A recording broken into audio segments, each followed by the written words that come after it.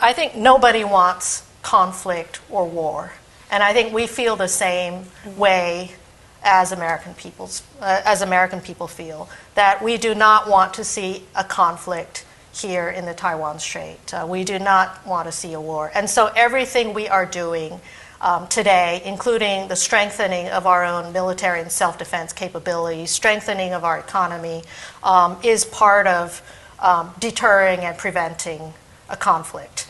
And so I think it's important that American people understand that supporting a strong Taiwan is also part of our shared agenda, our shared interest in sustaining peace and stability in the Indo-Pacific region.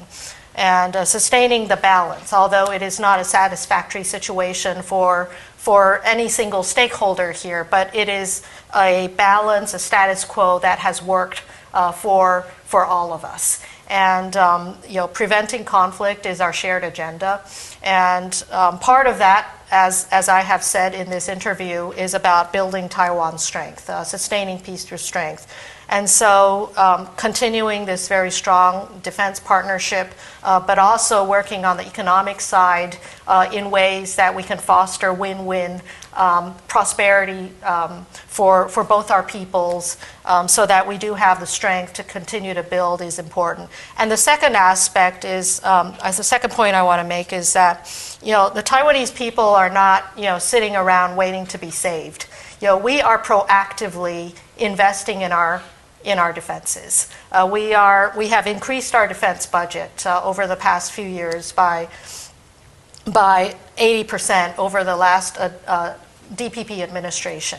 And we intend to increase our defense spending in the years to come, including not only acquisitions from the United States, but also in building here in Taiwan. The drones, robotics, the AI systems, the new and emerging technologies that could also contribute to broader national security. And we are taking, shouldering responsibilities to promote and support peace in the Taiwan Strait. And we are also, going beyond that, shouldering international responsibilities. Although Taiwan is preventing from joining international organizations, wherever there is a need in the world. There's an earthquake, a natural disaster. Taiwanese people are very compassionate, kind people, and we're always ready to contribute, to help, and to support people in need in other parts of the world. Do you foresee any scenario where American boots would ever be on the ground here in Taiwan? Well, I think everything we are doing is to prevent that particular hypothetical situation from staying hypothetical, from never actually happening, so that no one will ever have to make painful decisions about going into conflict or war. And that's why deterrence is just so important. That is why strengthening Taiwan's capabilities is just so important. And we are in a very asymmetric situation right now.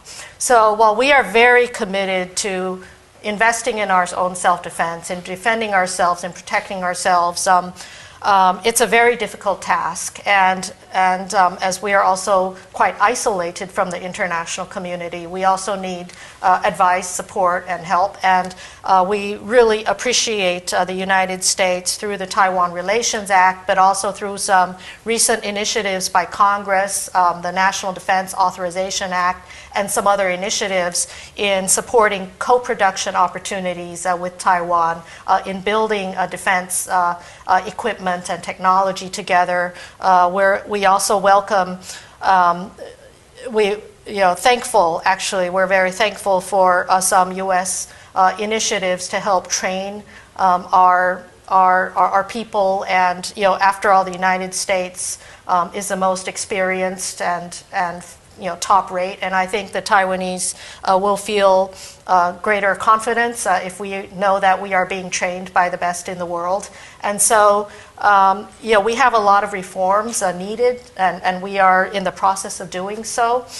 But good coordination with our partners, building together, working together, I think all of that contributes to preventing that particular scenario from ever happening.